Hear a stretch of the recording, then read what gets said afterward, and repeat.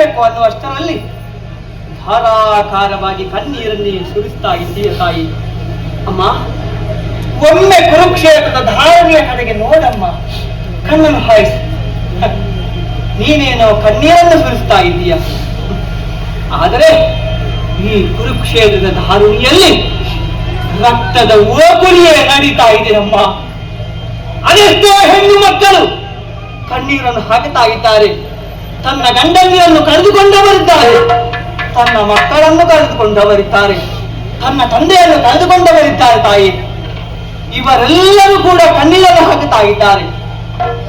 ಇವರ ಕಣ್ಣೀರು ಕೆನ್ನೀರಾಗಿ ಹರಿತಾ ಇದೆ ತಾಯಿ. ಈ ಸಂದರ್ಭದಲ್ಲಿ ನಮ್ಮ ಪಾಲಿಗೆ ಜಯ ತರಲೇಬೇಕಮ್ಮ. ಜಯ ಬದುಕಿ ಬರಬೇಕು ಅಂತಾಗಿದ್ರೆ ಇವರೆಲ್ಲ ಕಣ್ಣ ನೀರನ್ನು ಒರೆಸಬೇಕು ಅಂತಾಗಿದ್ರೆ ಕೇವಲ ಸೆರಗಿನಿಂದ ಒರಗಿಸಿ ಸಾಧ್ಯವಿಲ್ಲ ಅಮ್ಮ. ಒರೆಸಿದೆ ಅಂತ ಆದ್ರೂ ಅದು ಹೋಗುವುದಕ್ಕಿಲ್ಲ. ಜಯಲಕ್ಷ್ಮಿ ಪ್ರೀತಿಯೇ ಬರಬೇಕಮ್ಮ. ಅದಕ್ಕಾಗಿ ನಿನ್ನ ಕಣ್ಣೀರನ್ನು ಸೆರಗಿನಿಂದ ಅಳಬೇಕು.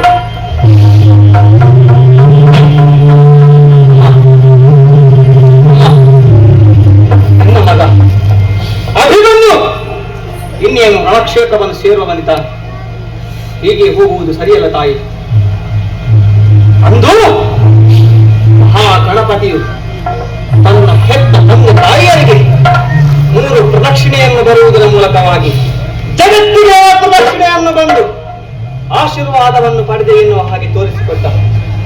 ಅದೇ ರೀತಿಯಾಗಿ ನಿನ್ನ ಮಗ ಅಭಿಮನ್ಯು ನಿನಗೆ 300 ಹೊತ್ತು ಪ್ರದಕ್ಷಿಣೆಯನ್ನು ಬಂದು ನಿನ್ನ ಆಶೀರ್ವಾದವನ್ನು ಪಡೆದು ಈ ಜಗತ್ತಿನ ಆಶೀರ್ವಾದವನ್ನು ಪಡೆದ ಹಾಗೆ ಎನ್ನುವ ಹಾಗೆ ನಾನು ತೋರಿಸಿಕೊಡ್ತೇನಮ್ಮ. ಅಮ್ಮ, ಹೋಗಿ ಬರ್ತೇನೆ.